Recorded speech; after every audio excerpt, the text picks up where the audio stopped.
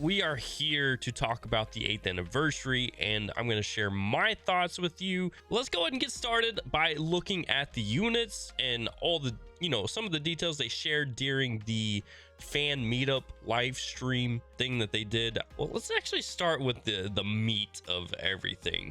So obviously we're getting 2 new LRs, and these are confirmed to be Dokkan Festival LRs.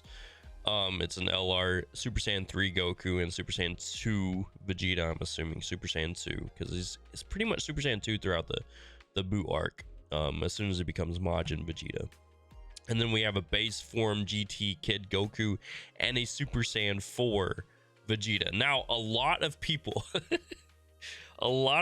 are very upset because Omatsu said that we would not be getting.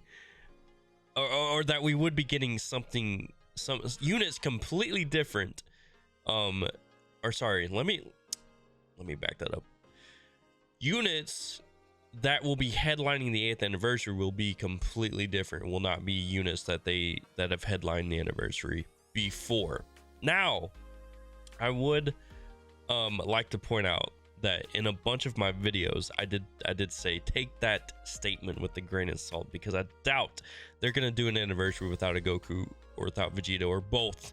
So technically a unit like this has never headlined an anniversary.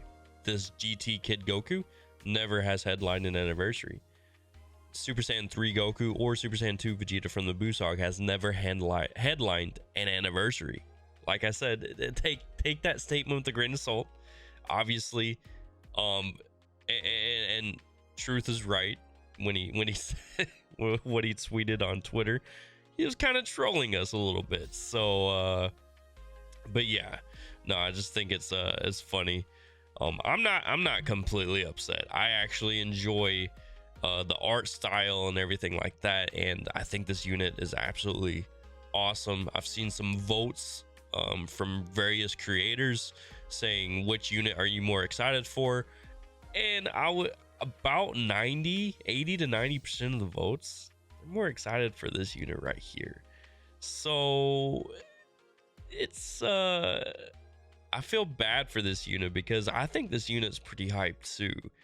I think we'll have to wait and see what their kits look like, what they do, especially with the new mechanics, which I'm about to show you that they introduced, or that they data mined, that data miners data mined a little while ago, maybe like 2 weeks ago, just in case any of you aren't aware of that. So but these are the 2 headlining LRs, and they are both Dokkan Festival. These are their banners right here. That way I can zoom in. All right, so let's take a look at the banners real quick. Now that we can see them a little bit better. So we have the Super Saiyan 3 Goku and Super Saiyan 2 Vegeta right here, headlining with a new Super Saiyan 3 Gotenks and Piccolo unit, a dual unit right there. So that'll be the banner unit. I'm happy that we're getting a new form of Super Saiyan 3 Gotenks in any way possible. So that is potentially very, very good. And then the insane value these banners have. Look at this. You got LR Final Form Cooler, you've got Gamma 1, and then you have the LR Gods. We don't know what other featured units they're gonna have on here, but from what these banners look like so far, it is insane value. Now, I would say this banner looks a little bit better than this banner.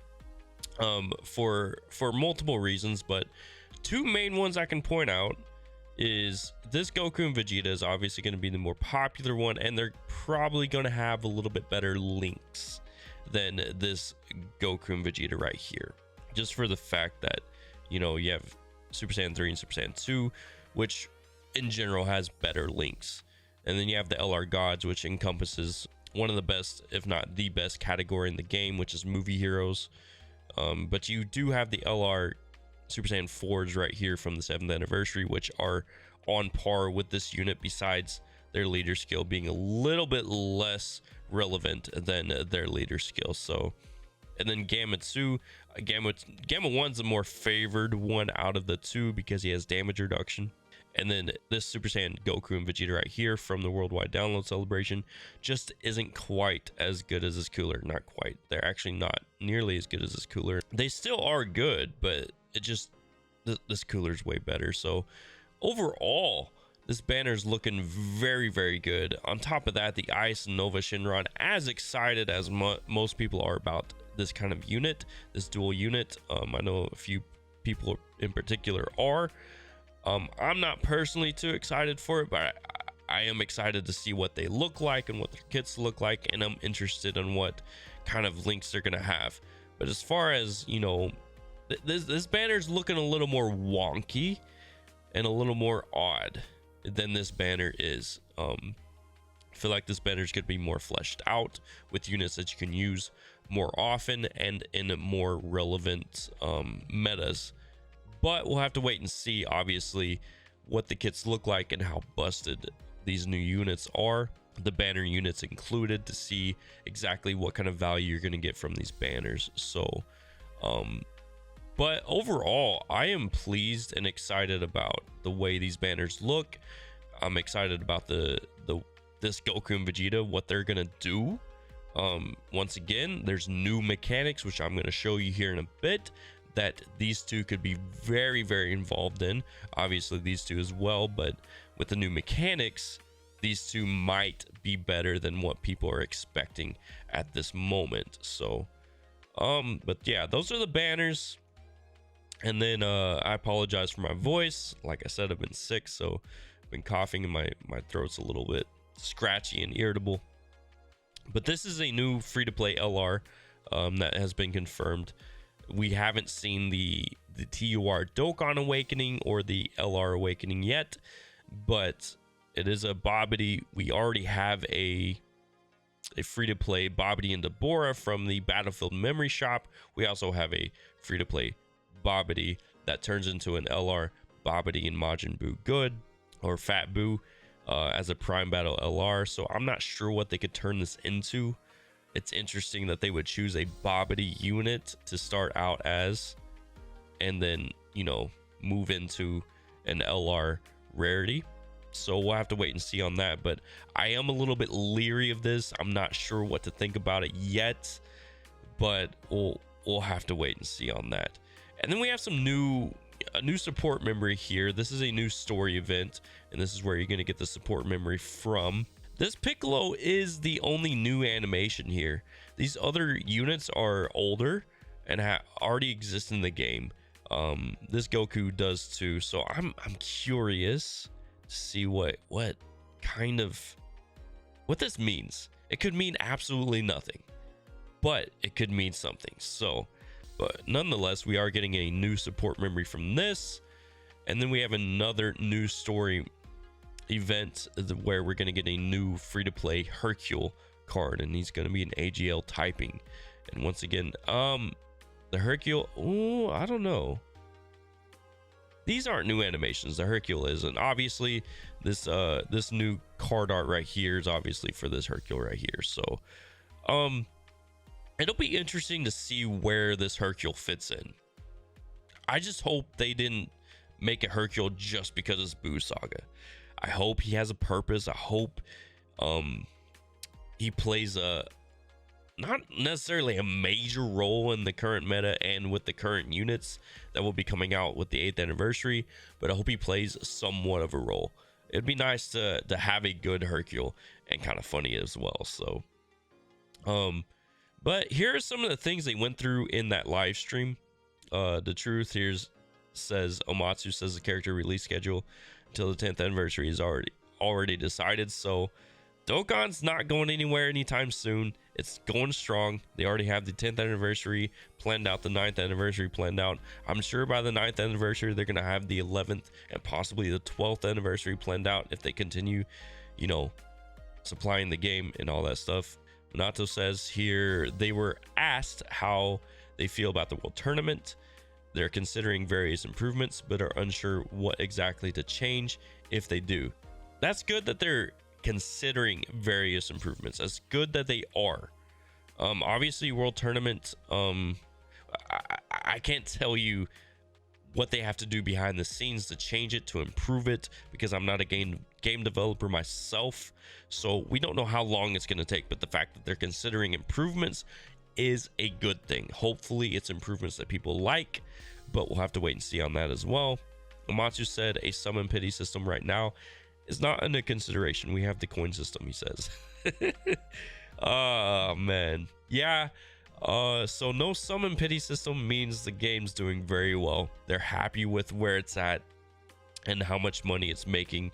The IP of Dragon Ball is going to carry it for some time. So as much of a benefit it would be for the player base in general to have a summon pity system, I understand where the developer's coming from. Like, if the game's doing well and they don't have to worry about it doing well financially every single year, why put in a summon pity system? And that's coming from a mindset of the developer.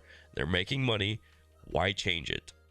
Why change it? Why fix something that isn't broken yet? So from a player perspective, yes, I would love a summon pity system. There's no reason why, you know, in my opinion, from a player perspective, there's no reason why they shouldn't put a summon pity system in. The Truth also points out, Amatsu, the main producer, says an EZA 2 is undecided right now. I did make a video on this quite a while back, but on how a second EZA could come about. But let's go ahead and read on. If they do go through with it, the units will end up outdated again down the line, so they want to approach it differently. So this actually brings up to mind when they said that they would be creating events geared around units' abilities, so that with units with certain abilities can become more relevant. Even older units with like stun, seal, units that have guard, you know, I feel like this kind of goes along with that.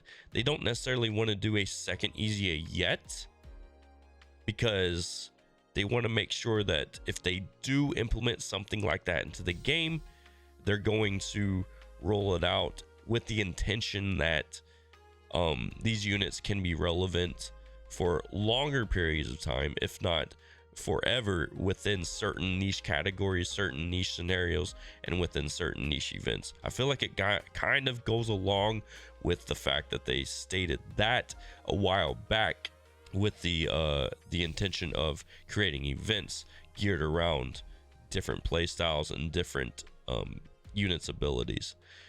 Minato says here 50% of the votes in the fan meetup had people say they prefer a defensive play style. So obviously that's the current meta, defense, because they just made the, you know, they've made events so difficult in that aspect that defense is the main thing that you want to go after when going up against these, you know, hard red zone events, hard red zone stages. You want to bring a lot of units to have guard, defense, dodge, all that sorts of stuff, a lot of defensive capabilities. And then we have these are the new mechanics, not the new mechanics, but some of the animations that the data miners came up with. Shout out to Asuna here, who tweeted these out. These are some of the new mechanics if you haven't seen them. This is one of the animations right here. This is one of the animations right here. So there's a blue bar and a yellow bar. The blue one looks like a standby mechanic. You press down or swipe down, and then it, you know, does a standby effect that maybe activates after a certain amount of time, which could possibly refer to the fact that these units will probably have a spirit bomb mechanic, where after a certain amount of turns after you activate that standby effect, Goku comes in and does a super spirit bomb against the units. So that's the only thing I can think of. They may use it for other things, but it is blue. So the blue one has, as you can see in the thumbnail, it looks kind of like a spirit bomb. And is blue. So it could very well have to do with these specific type of units where you have a Goku that does a spirit bomb, a standby spirit bomb mechanic. I could be wrong, but That might be what other people might be speculating. I'm not completely sure, but that's what I'm speculating, that swipe down mechanic is a spirit bomb mechanic. All right, that's about it. Let me know your thoughts down in the comments below. And if you are new to the channel and enjoying the content, enjoy the news, and all that good stuff, you know, consider hitting that red subscribe button, joining the crew, and joining us on this journey to 10,000 subscribers. And, you know, go ahead and hit that like button. Support the content. It's much appreciated. But regardless, I do appreciate you for being here, and I'll catch you on the next one.